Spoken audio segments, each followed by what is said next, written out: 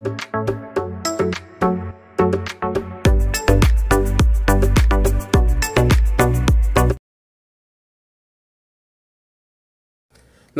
ഏവർക്കും study Nifty മലയാളത്തിന്റെ daily market ന്യൂസിലേക്ക് സ്വാഗതം. ഇന്ന് ജനുവരി 21 ചൊവ്വാഴ്ചയാണ്. ഇന്നലെ ജനുവരി 20 ഏറ്റവും പ്രധാനപ്പെട്ട ഒരു ഇവന്റ് ആയിരുന്നു നടന്നത്. അമേരിക്കയുടെ 47ാമത് പ്രസിഡന്റായി ശ്രീ ഡൊണാൾഡ് ട്രംപ് സത്യപ്രതിജ്ഞ ചെയ്തു. യുഎസിൽ ഒരു പുതിയ സുവർണകാലമാണ് അദ്ദേഹം വാഗ്ദാനം ചെയ്തത്. യുഎസ് വ്യാപാര നയങ്ങളും ഊർജ്ജവുമായി ബന്ധപ്പെട്ട എക്സിക്യൂട്ടീവ് ഓർഡറുകളാണ് അദ്ദേഹം ഇന്നലെ ഒപ്പിട്ടത്. ഇന്നലെ യുഎസ് മാർക്കറ്റുകൾ അവധിയായിരുന്നു. എന്നാൽ അദ്ദേഹം അധികാരമേറ്റത് യുഎസ് വിപണി വളരെ പോസിറ്റീവായിട്ടാണ് കണ്ടത്. ഇപ്പോൾ ട്രേഡിംഗ് നടക്കുന്ന യുഎസ് ഫ്യൂച്ചേഴ്സ് പോസിറ്റീവിൽ തന്നെയാണ്. ട്രംപ് അധികാരമേൽക്കുന്നത് യൂറോപ്യൻ മാർക്കറ്റുകളും പോസിറ്റീവിൽ തന്നെയാണ് കണ്ടത്. എല്ലാ മാർക്കറ്റുകളും പോസിറ്റീവിൽ തന്നെ ക്ലോസ് ചെയ്തു. മൈനിങ് സ്റ്റോക്കുകളാണ് കൂടുതൽ നേട്ടം അവിടെ ഉണ്ടാക്കിയത്. ട്രംപിന്റെ സത്യപ്രതിജ്ഞ മൂലം ഇന്നലെ ഫോക്കസിൽ ഉണ്ടായിരുന്ന അസറ്റ് ക്ലാസ് ബിറ്റ്കോയിൻ തന്നെയായിരുന്നു. 1,09,000 എന്ന പുതിയ ഒരു ഓൾ ടൈം ഹൈ ആണ് ബിറ്റ്കോയിൻ ടച്ച് ചെയ്തത്. അതിനുശേഷം ഒരു ഫോളും ബിറ്റ്കോയിനിൽ കണ്ടു. ഇന്നലെ ഗോൾഡ് പ്രൈസിൽ വലിയ മാറ്റം ഉണ്ടായില്ല. 59,600 രൂപയാണ് കേരളത്തിലെ ഗോൾഡ് പ്രൈസ്. ഇനി ഇന്ത്യൻ മാർക്കറ്റിലേക്ക് വന്നാൽ ഹൈലി പോസിറ്റീവ് ആയിട്ടുള്ള ഒരു വാർത്തയാണ് ഡിക്സോൺ ടെക്നോളജീസുമായി ബന്ധപ്പെട്ട് ഇന്ന് വന്നിരിക്കുന്നത്. കൂടാതെ നല്ല ഒരു റിസൾട്ട് തന്നെയാണ് ഡിക്സോൺ കാഴ്ചവെച്ചതും. അതുകൊണ്ട് ഈ സ്റ്റോക്ക് ഇന്ന് നമ്മൾ ഫോക്കസിൽ വെക്കേണ്ടതാണ്. കൂടാതെ ഇന്നലെ ധാരാളം കമ്പനികളുടെ റിസൾട്ടാണ് പുറത്തു വന്നത്. എല്ലാം നല്ല റിസൾട്ടുകൾ തന്നെയായിരുന്നു.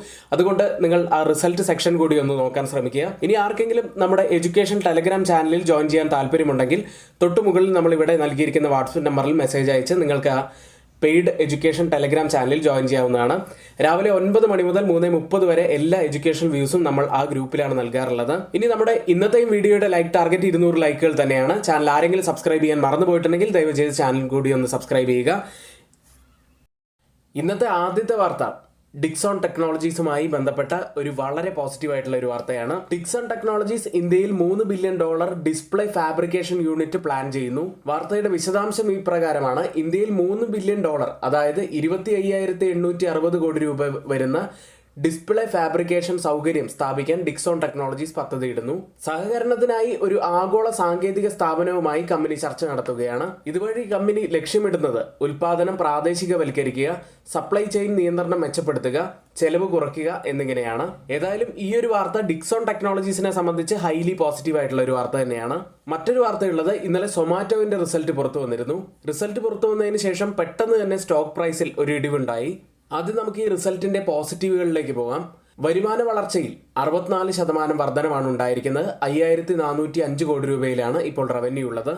എബിറ്റ മാർജിനിലും ഇയർ ഓൺ ഇയറിൽ 4.3% വർധനമാണ് രേഖപ്പെടുത്തിയിരിക്കുന്നത്. ക്വിക്ക് കൊമേഴ്സ് ഗ്രോത്തിലും 117% വർധനമാണ് രേഖപ്പെടുത്തിയത്. കൂടാതെ വളരെ സ്ട്രോങ് ആയിട്ടുള്ള ഒരു ക്യാഷ് റിസർവ് ആണ് കമ്പനിക്കുള്ളത്. ധാരാളം പോസിറ്റീവായ കാര്യങ്ങൾ ഉണ്ടായിട്ടും ഇന്നലെ ഇടിവിന്റെ പ്രധാനപ്പെട്ട കാരണം ഒരു ആദ്യത്തെ നെഗറ്റീവായിട്ടുള്ള പോയിന്റ് തന്നെയായിരുന്നു.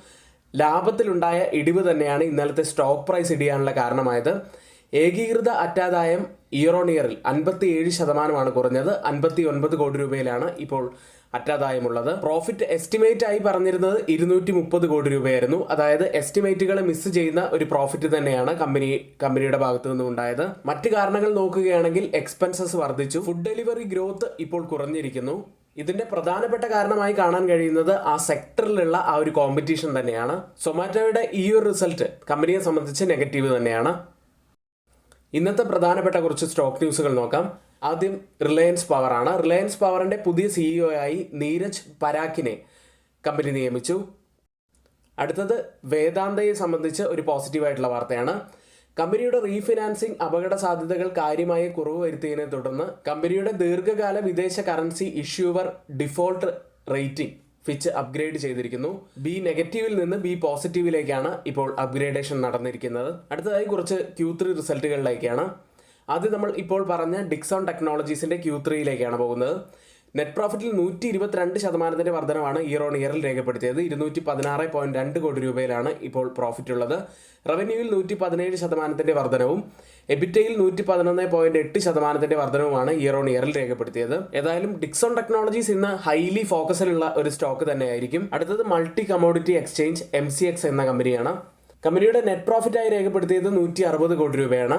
കഴിഞ്ഞ വർഷം ഇതേ കാലയളവിൽ 5.4 കോടി രൂപ നഷ്ടത്തിലായിരുന്നു കമ്പനി ഉണ്ടായിരുന്നത്. റവന്യൂവിൽ 57.4% വർധനമാണ് രേഖപ്പെടുത്തിയത്. മറ്റൊരു കമ്പനി ഒബ്രോയ് റിയാലിറ്റിയാണ്. നെറ്റ് പ്രോഫിറ്റായി രേഖപ്പെടുത്തിയിരിക്കുന്നത് 618.4 കോടി രൂപയാണ്. ഇയർ ഓൺ ഇയറിൽ 71.7% വർധനവ് കമ്പനി രേഖപ്പെടുത്തി. റവന്യൂവിൽ 34% വർധനവാണ് രേഖപ്പെടുത്തിയത്. 1411 കോടി രൂപയിലാണ് നെറ്റ് പ്രോഫിറ്റ് ഉള്ളത്.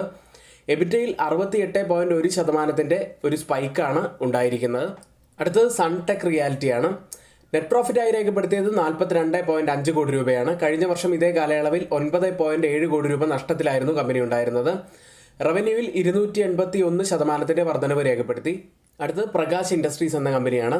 ഛത്തീസ്ഗഡിലെ കളക്ടറിൽ നിന്ന് അനുമതി ലഭിച്ചതിന് ശേഷം കമ്പനി ഭാസ്കർപാര വാണിജ്യ കൽക്കരി ഖനിയിൽ നിന്ന് ഖനനം ആരംഭിച്ചു. അടുത്തത് TCS ആണ്. എയറോസ്പേസ് പ്രതിരോധ വ്യവസായങ്ങൾക്കായി ഫ്രാൻസിലെ ടൗലോസിൽ ഒരു പുതിയ ഡെലിവറി സെന്റർ ആരംഭിച്ചു. ഇന്ന് എക്സ് ഡിവിഡന്റ് ഡേറ്റ് വരുന്ന ഒരു കമ്പനി ഏഞ്ചൽ വൺ ആണ്. ഇന്ന് റിസൾട്ട് വരുന്ന പ്രധാനപ്പെട്ട കുറച്ച് കമ്പനികൾ: ICICI prudential life insurance company, Tata technologies, Dalmia Bharat, Aditya Birla real estate, Cyient DLM, India Siemens, India mart intermesh, Indoco remedies, Jana small finance bank, KEI industries, PNB housing finance, South Indian bank, Tanla platform, UCO bank തുടങ്ങിയവയാണ്. ഇന്ന് F&O സെഗ്മെന്റിൽ ബാനായ സ്റ്റോക്കുകൾ: Aditya Birla fashion and retail, angel one, Bandhan bank, Canfin homes, Kalyan jewellers, L&T finance, Manappuram finance, RBL bank തുടങ്ങിയവയാണ്. ഇനി ഇപ്പോഴത്തെ നമ്മുടെ കോഴ്സിനെ കുറിച്ച് പറയാം. ഓപ്ഷൻസിൽ ഒരുപാട് പേർ പണം കളയുന്നുണ്ട്. വളരെ ബേസിക് ആയിട്ടുള്ള കാര്യങ്ങൾ പോലും അറിയാതെയാണ് പലരും ട്രേഡ് എടുക്കുന്നത്. നമ്മളൊരു ട്രേഡിലേക്ക്, ഒരു ഓപ്ഷൻ ട്രേഡിലേക്ക് എൻ്റർ ചെയ്യുമ്പോൾ ഏത് സ്ട്രൈക്കാണ് നമ്മൾ എടുക്കേണ്ടത്? ATM എടുക്കണോ, OTM എടുക്കണോ, ITM എടുക്കണോ? ഇങ്ങനെ ധാരാളം സംശയങ്ങൾ നമുക്ക് തന്നെ ഉണ്ടായിരിക്കും. ഇത്തരത്തിലുള്ള ഒരുപാട് കാര്യങ്ങളിൽ കൃത്യമായിട്ടുള്ള ഒരു അറിവ് നമുക്ക് ലഭിക്കേണ്ടതായിട്ടുണ്ട്. ഇത്തരത്തിലുള്ള ഒരുപാട് ബേസിക് ആയിട്ടുള്ള കാര്യങ്ങളെക്കുറിച്ച് നല്ലൊരു ധാരണ ഉണ്ടാക്കാൻ വേണ്ടി നിങ്ങൾക്ക് ഈ ഓപ്ഷൻ ബേസിക് കോഴ്സിൽ ജോയിൻ ചെയ്യാവുന്നതാണ്. വെറും 4 ദിവസം മാത്രമാണ് കോഴ്സ് വരുന്നത്. വെറും 2000 രൂപ മാത്രമാണ് ഇതിന് ഫീസായിട്ട് വരുന്നതും. ഒരു ബാച്ചിൽ 25 സീറ്റുകൾ മാത്രമേ ഉള്ളൂ. അതുകൊണ്ട് തന്നെ പരമാവധി പെട്ടെന്ന് തന്നെ തൊട്ടുമുകളിൽ കൊടുത്ത ഈ വാട്സപ്പ് നമ്പറിൽ മെസ്സേജ് അയച്ച് നിങ്ങളുടെ സീറ്റ് ബുക്ക് ചെയ്യാൻ ശ്രമിക്കുക. അടുത്തതായി FIDA ആക്ടിവിറ്റിയിലേക്കാണ്. FIS 4336 കോടി രൂപയ്ക്കാണ് ഇന്നലെ സെല്ല് ചെയ്തത്. DIS ആവട്ടെ 4321 കോടി രൂപയ്ക്ക് ബൈ ചെയ്തു. അതായത് FISന്റെ സെല്ലിങ്ങിൽ ഒരു കുറവും ഉണ്ടായിട്ടില്ല എന്ന് തന്നെയാണ് ഇത് കാണിക്കുന്നത്.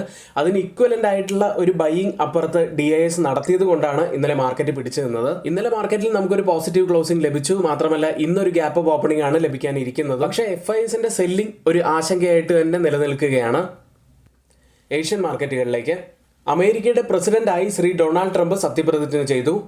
US-ൽ ഒരു പുതിയ സുവർണകാലം വരുന്നു എന്ന് അദ്ദേഹം വാഗ്ദാനം ചെയ്തിരിക്കുന്നു.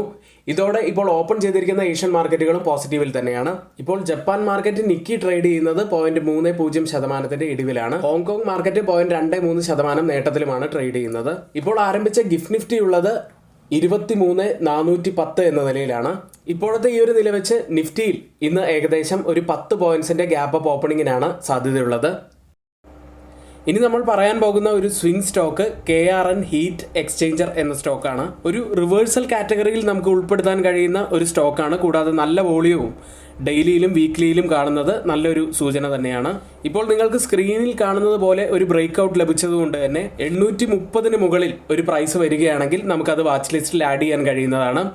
ടാർഗറ്റായി നമുക്ക് ഫസ്റ്റ് ടാർഗറ്റായി ഫിക്സ് ചെയ്യാൻ കഴിയുന്നത് 875 സ്റ്റോപ്പ് ലോസ് ആയി നമുക്ക് കാണാൻ കഴിയുക 750 ഓയിൽ പ്രൈസുകളിലേക്ക് തുടർച്ചയായ 4 ആഴ്ചത്തെ നേട്ടമായിരുന്നു ഓയിൽ പ്രൈസുകളിൽ നമ്മൾ കഴിഞ്ഞ സമീപ ദിവസങ്ങളിലായിട്ട് കണ്ടത്. ബ്രന്റ് ഫ്യൂച്ചേഴ്സ് ഇപ്പോൾ ട്രേഡ് ചെയ്യുന്നത് 80.11 എന്ന നിലയിലാണ്. 0.36% നേട്ടത്തിൽ ട്രേഡ് ചെയ്യുന്നു. WTI ഉള്ളത് $76.77 പെർ ബാരൽ എന്ന നിലയിൽ 0.51% നേട്ടത്തിൽ ട്രേഡ് ചെയ്യുന്നു. അടുത്തതായി നിഫ്റ്റിയുടെയും ബാങ്ക് നിഫ്റ്റിയുടെയും ചെറിയൊരു അനാലിസിസ് ആണ്. നിഫ്റ്റി ഇന്ന് നമ്മൾ ശ്രദ്ധിക്കേണ്ട പ്രധാനപ്പെട്ട കുറച്ച് കാര്യങ്ങളും ബാങ്ക് നിഫ്റ്റിയിൽ നമ്മൾ ശ്രദ്ധിക്കേണ്ട കാര്യങ്ങളുമാണ് ഇവിടെ പറയുന്നത്. 23,344-ൽ 142 പോയിന്റ്സ് ഉയർന്നാണ് നിഫ്റ്റി ഇന്നലെ ക്ലോസ് ചെയ്യുന്നത്. നിഫ്റ്റിയെ സംബന്ധിച്ച് പറയുകയാണെങ്കിൽ ഒരു ഹാമർ ക്യാൻഡിലിന് സമാനമായ ക്യാൻഡിലാണ് ഇന്നലെ ഡെയിലി ചാർട്ടിൽ ഫോം ആയിരിക്കുന്നത്. നമ്മൾ വരച്ചിരിക്കുന്ന ഈ ഒരു സോണിനുള്ളിൽ തന്നെയാണ് നിഫ്റ്റി ഇപ്പോഴും ട്രേഡ് ചെയ്യുന്നത്. കൂടാതെ നിഫ്റ്റിയിൽ നമ്മൾ അപ്സൈഡിൽ ശ്രദ്ധിക്കേണ്ട ഒരു പോയിന്റ് എന്താണെന്ന് വെച്ചാൽ 23,391 എന്ന ഹൈ വളരെ പ്രധാനപ്പെട്ടതാണ്. ഇന്നലെയും ആ ഹൈ ടച്ച് ചെയ്തതിന് ശേഷം നിഫ്റ്റി തിരിച്ചിറങ്ങുകയുണ്ടായി. കൂടാതെ വ്യാഴാഴ്ചയും ആ ഒരു ലെവൽ എത്തിയതിന് ശേഷം നിഫ്റ്റി തിരിച്ചിറങ്ങുന്ന ഒരു കാഴ്ച കണ്ടിരുന്നു. അപ്പോൾ നമ്മൾ ആദ്യം വാച്ച് ചെയ്യേണ്ടത് ഈ 23,391 ക്രോസ് ചെയ്യുന്നുണ്ടോ എന്ന് തന്നെയാണ്. അത് കഴിഞ്ഞാൽ 50 വീക്ക് EMI തൊട്ട് മുകളിൽ തന്നെയുണ്ട്. 23,430 ലെവലിലാണ് ഈ 50 വീക്ക് EMI ഉള്ളത്. അതിനുശേഷം നമ്മൾ ശ്രദ്ധിക്കേണ്ടത് 23,540 ഡൗൺ സൈഡിൽ 10 ഡേ EMI ഉള്ള 23,355 ആദ്യം ശ്രദ്ധിക്കുക. ഇനി നമ്മൾ വരച്ചിരിക്കുന്ന സോണിന്റെ ലോവർ എൻഡാണ് അതിനുശേഷം ഒരു സപ്പോർട്ടായിട്ട് നമ്മൾ ശ്രദ്ധിക്കേണ്ടത്. അടുത്തതായി മാക്സിമം ഓപ്പൺ ഇൻട്രസ്റ്റ് രേഖപ്പെടുത്തിയ കോൾ സൈഡിലെയും മുഡ് സൈഡിലെയും സ്ട്രൈക്കുകളിലേക്കാണ്. കോൾ സൈഡിൽ കൂടുതൽ ഓപ്പൺ ഇൻട്രസ്റ്റ് രേഖപ്പെടുത്തിയിരിക്കുന്ന ആദ്യത്തെ സ്ട്രൈക്ക് 24,000 അതിനുശേഷം 24,500 സ്ട്രൈക്കിലും അതിനുശേഷം 23,600 സ്ട്രൈക്കിലുമാണ്. പുട്ട് സൈഡിൽ കൂടുതൽ ഓപ്പൺ ഇൻട്രസ്റ്റ് രേഖപ്പെടുത്തിയിരിക്കുന്ന ആദ്യത്തെ സ്ട്രൈക്ക് 22,000 അതിനുശേഷം 23,000 സ്ട്രൈക്കും അതിനുശേഷം 23,200 സ്ട്രൈക്കിലുമാണ്. ഓപ്പൺ ഇൻട്രസ്റ്റ് ഡാറ്റ പ്രകാരം ഒരു റെസിസ്റ്റൻസ് ആവാൻ സാധ്യതയുള്ളത് 23,600 സപ്പോർട്ട് ആവാൻ സാധ്യതയുള്ളത് 23,200. അടുത്തതായി change in open interest data പ്രകാരം കോൾ സൈഡിലും പുട്ട് സൈഡിലും വന്ന വ്യത്യാസങ്ങൾ പരിശോധിക്കാം. ആദ്യം 23,300 സ്ട്രൈക്കിൽ 100% വർധനവാണ് പുട്ട് സൈഡിൽ കാണുന്നത്, ലോങ് ബിൽഡപ്പാണ്. എന്നാൽ 3% ഇടിവാണ് കോൾ സൈഡിലുള്ളത്. ഒരു ഷോർട്ട് കവറിംഗ് ആണ് ആ സ്ട്രൈക്കിലുള്ളത്. 23,250 സ്ട്രൈക്കിൽ 114% വർധനവ് പുട്ട് സൈഡിൽ ലോങ് ബിൽഡപ്പ് തന്നെ. 10% ഇടിവ് ഒരു ഷോർട്ട് കവറിംഗ് കോൾ സൈഡിലുണ്ട്. 23,350 സ്ട്രൈക്കിൽ 197% വർധനവ് പുട്ട് സൈഡിൽ ലോങ് ബിൽഡപ്പ്. 27% ഒരു വർധനവാണ് കോൾ സൈഡിൽ കാണുന്നത്, ചെറിയൊരു ഷോർട്ട് ബിൽഡപ്പ് മാത്രമാണത്. ഈ 3 സ്ട്രൈക്കുകളും കമ്പയർ ചെയ്യുമ്പോൾ മാർക്കറ്റിനെ മുകളിലേക്ക് കൊണ്ടുപോകാൻ കഴിവുള്ള പുട്ട് സെല്ലേഴ്സിന് തന്നെയാണ് നല്ല മുൻതൂക്കമുള്ളത് എന്ന് കാണാം. അടുത്തതായി ബാങ്ക് നിഫ്റ്റിയിലേക്ക് 49,350 810 പോയിന്റ്സ് ഉയർന്നാണ് ബാങ്ക് നിഫ്റ്റി ക്ലോസ് ചെയ്യുന്നത്. വെള്ളിയാഴ്ചത്തെ ആ ഒരു ഇടിവിൽ നിന്നും പൂർണ്ണമായി തന്നെ കരകയറാൻ ബാങ്ക് നിഫ്റ്റിക്ക് സാധിച്ചിരുന്നു. നമ്മൾ പറഞ്ഞ അപ്സൈഡിലെ പ്രധാനപ്പെട്ട ആ ഒരു റെസിസ്റ്റൻസ് ഏരിയ ആയിട്ടുള്ള 49,650 ടച്ച് ചെയ്തതിന് ശേഷമാണ് ബാങ്ക് നിഫ്റ്റി ഇന്നലെ റിവേഴ്സ് ചെയ്തത്. അപ്പോൾ നാളെ നമ്മൾ ആദ്യം ശ്രദ്ധിക്കേണ്ട ഒരു ലെവൽ 49,650 തന്നെയാണ്. ഈ ഒരു ലെവലിന് മുകളിലായിട്ട് സസ്റ്റെയിൻ ചെയ്യുകയാണെങ്കിൽ ഒരുപക്ഷെ കുറച്ചുകൂടി മുകളിലേക്ക് ബാങ്ക് നിഫ്റ്റി പോകാനുള്ള ഒരു സാധ്യതയുണ്ട്. അതിന് മുകളിൽ നമ്മൾ കാണേണ്ട ഒരു റെസിസ്റ്റൻസ് 50,300 ഡൗൺ സൈഡിൽ നമ്മൾ ശ്രദ്ധിക്കേണ്ട ഒരു ലെവൽ 49,000 അടുത്തതായി മാക്സിമം ഓപ്പൺ ഇൻട്രസ്റ്റ് രേഖപ്പെടുത്തിയ ബാങ്ക് നിഫ്റ്റിയുടെ കോൾ സൈഡിലെയും പുട്ട് സൈഡിലെയും സ്ട്രൈക്കുകളിലേക്കാണ്. കൂടുതൽ ഓപ്പൺ ഇൻട്രസ്റ്റ് രേഖപ്പെടുത്തിയിരിക്കുന്ന ആദ്യത്തെ കോൾ സൈഡിലെ സ്ട്രൈക്ക് 53,000 അതിനുശേഷം 52,000 സ്ട്രൈക്കും അതിനുശേഷം 51,000 സ്ട്രൈക്കിലുമാണ്. പുട്ട് സൈഡിൽ കൂടുതൽ ഓപ്പൺ ഇൻട്രസ്റ്റ് രേഖപ്പെടുത്തിയിരിക്കുന്ന ആദ്യത്തെ സ്ട്രൈക്ക് 45,000 അതിനുശേഷം 48,000 സ്ട്രൈക്കും അതിനുശേഷം 46,000 സ്ട്രൈക്കിലുമാണ്. ഓപ്പൺ ഇൻട്രസ്റ്റ് ഡാറ്റ പ്രകാരം റെസിസ്റ്റൻസ് ആവാൻ സാധ്യതയുള്ളത് 51,000 സപ്പോർട്ട് ആവാൻ സാധ്യതയുള്ളത് 48,000 ഇന്ത്യ വിക്സ് ഇന്നലെ ക്ലോസ് ചെയ്യുന്നത് 16.42 4.24% ഉയർന്നാണ് ഇന്നലെ ഇന്ത്യ വിക്സ് ക്ലോസ് ചെയ്യുന്നത്. ഇന്ത്യ വിക്സ് തുടർച്ചയായ 3ാമത്തെ ദിവസമാണ് ഉയർന്ന് ക്ലോസ് ചെയ്യുന്നത്. ഇവിടെ നമ്മൾ പറഞ്ഞ OI ഡാറ്റ എല്ലാം അനലൈസ് ചെയ്തിരിക്കുന്നത് OI പൾസ് എന്ന ഒരു സൈറ്റിലൂടെയാണ്. അപ്പോൾ നിങ്ങൾ ഓപ്ഷൻ സീരിയസ് ആയി കാണുന്ന ഒരാളാണെങ്കിൽ നിങ്ങൾക്ക് ഈ OI ഡാറ്റ വളരെ പ്രധാനപ്പെട്ടതാണ്. OI ഡാറ്റ അനലൈസ് ചെയ്യാൻ ധാരാളം നല്ല പ്ലാറ്റ്ഫോമുകളുണ്ട്. അത്തരത്തിൽ OI പൾസും നിലവിൽ നല്ല ഒരു പ്ലാറ്റ്ഫോം തന്നെയാണ്. ഓപ്ഷൻസ് ചെയ്യുന്ന ആർക്കെങ്കിലും അത് ഉപകാരപ്രദമാവുകയാണെങ്കിൽ ഡിസ്ക്രിപ്ഷൻ ബോക്സിൽ അതിൻ്റെ ലിങ്ക് നൽകിയിട്ടുണ്ട്. അതുവഴി നിങ്ങൾക്ക് അക്കൗണ്ട് ഓപ്പൺ ചെയ്യാവുന്നതാണ്. ഒരിക്കലും ഇത് റെക്കമെൻഡേഷൻ അല്ല, നിങ്ങൾക്ക് ആവശ്യമുണ്ടെങ്കിൽ മാത്രം അക്കൗണ്ട് ഓപ്പൺ ചെയ്യുക. ഇനി മറ്റൊരു പ്രധാനപ്പെട്ട കാര്യം കൂടി പറയാനുള്ളത്, ഇവിടെ നമ്മൾ പറഞ്ഞ എല്ലാ കാര്യങ്ങളും ഏറ്റവും ഓതറൈസ്ഡ് ആയിട്ടുള്ള സൈറ്റുകളായ Moneycontrol, Mint, Reuters, CNBC, Financial Express തുടങ്ങിയ മാധ്യമങ്ങളിൽ നിന്ന് എടുത്തിട്ടുള്ളതാണ്. മറ്റുള്ളവയെല്ലാം നമ്മൾ പറഞ്ഞതെല്ലാം നമ്മുടെ വ്യൂസ് മാത്രമാണ്, ഒരിക്കലും അത് റെക്കമെൻഡേഷൻ അല്ല. നിങ്ങളുടെ എഡ്യൂക്കേഷൻ പർപ്പസിന് വേണ്ടിയാണ് അതിവിടെ ഷെയർ ചെയ്തിട്ടുള്ളതും. എങ്കിലും ഇന്നത്തെ ഈ വീഡിയോ ഇവിടെ പൂർത്തിയാവുന്നു. ഏവർക്കും നന്ദി.